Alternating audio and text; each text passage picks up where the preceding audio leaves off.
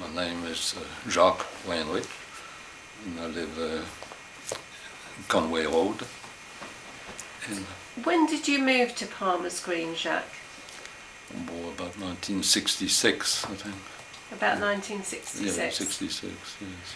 And what memories have you got of going to the park and discovering the area?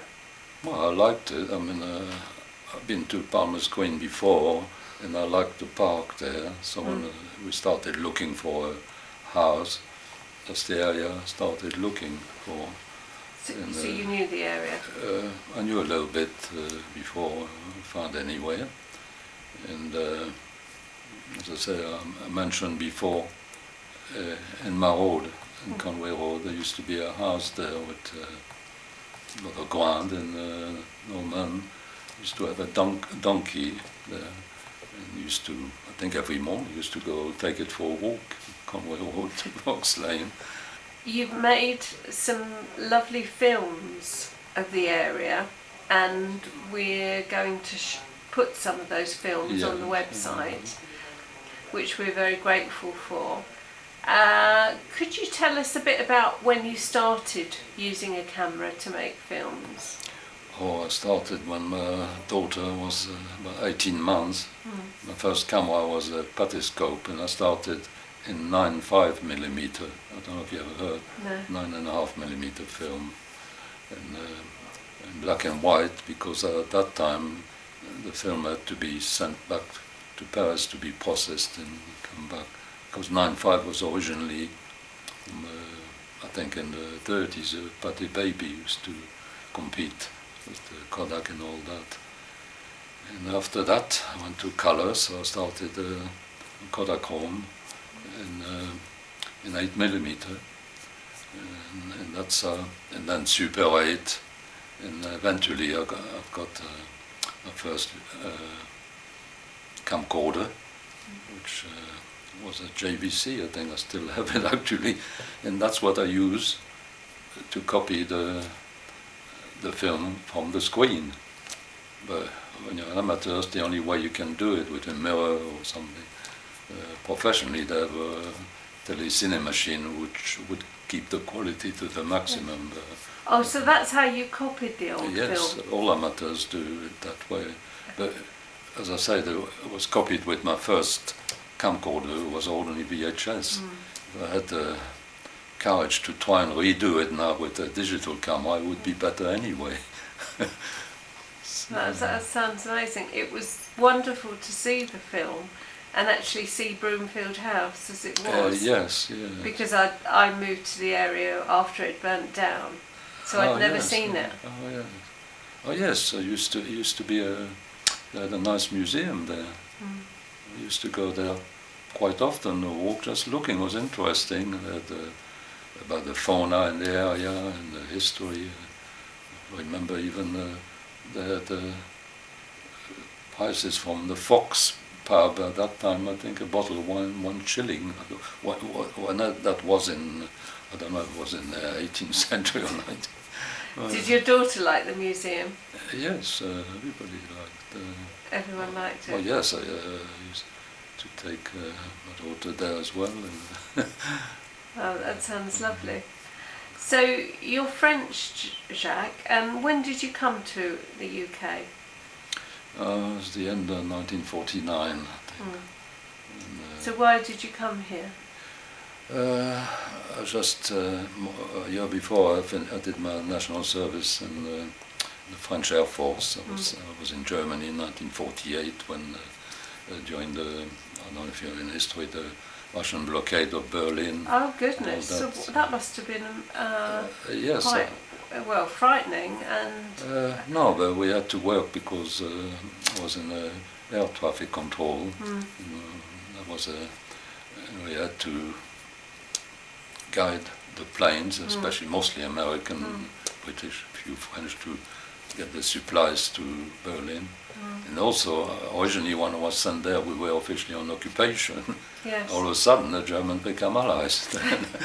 After that, and also in those days, they always were short of cigarette, coffee, or things like that. But all of a sudden, when the introduced the Deutschmark at that time. Everything, all the shops were plenty well supplied then, and that was finished. Oh, goodness, yeah. Everything So changed. you were involved in that winter with the blockade? Yes, but a year after, I took a taste for traveling. While I was in Germany, we went to Austria. We visited. It was free, you know, the French forces with a friend.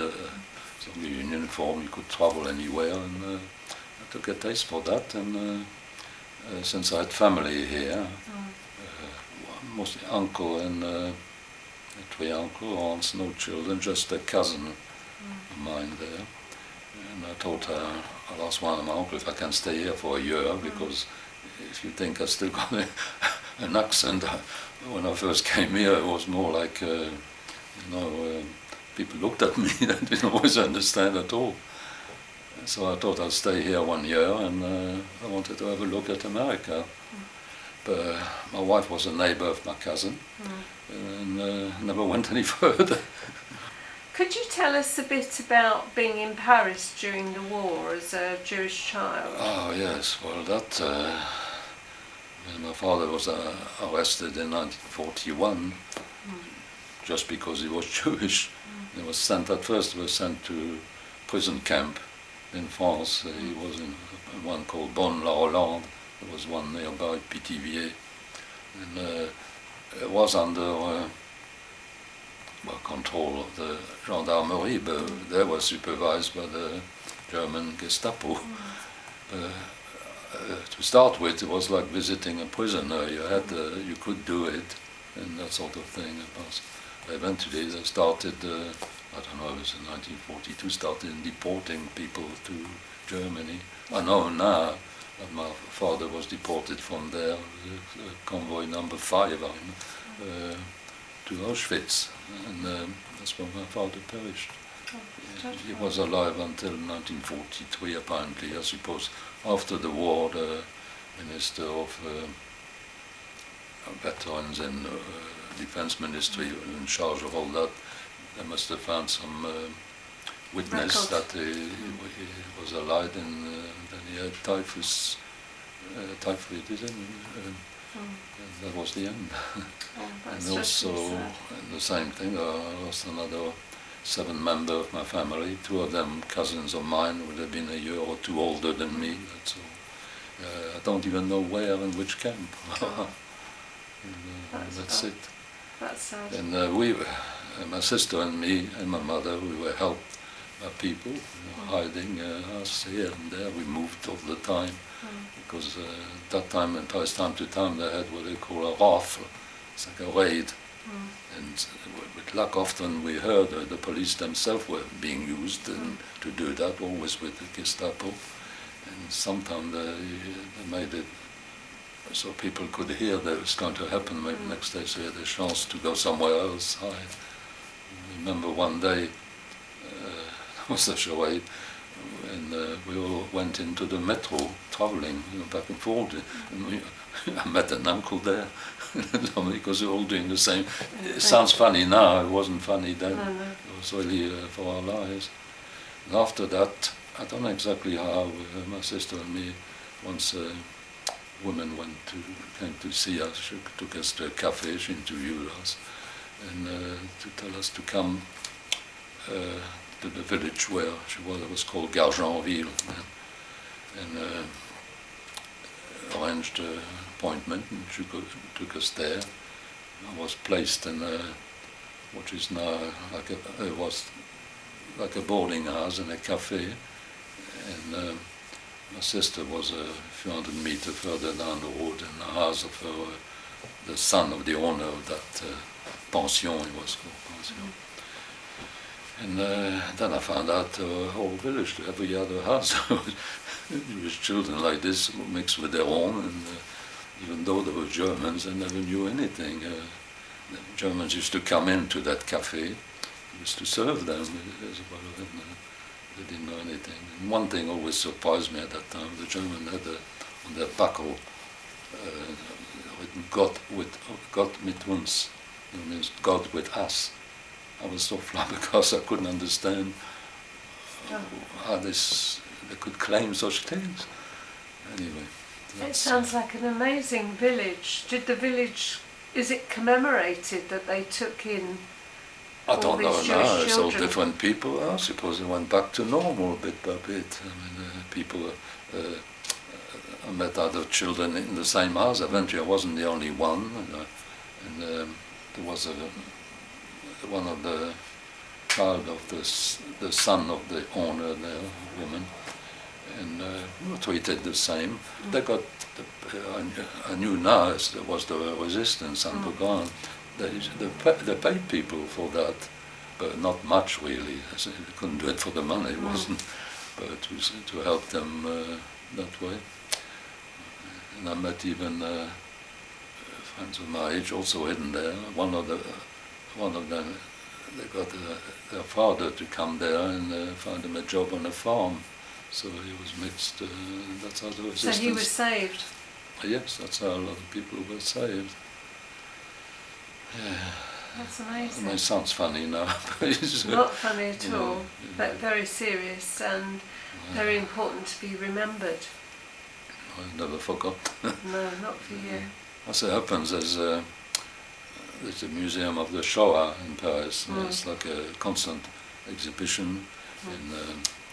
There's a wall there with all the name of all the deported people from France are there. My father's name's on it. In fact, I took a photograph last time I went there. So it is remembered. They work constantly to. They show films. They have people, witnesses, conferences. In fact, they teach it.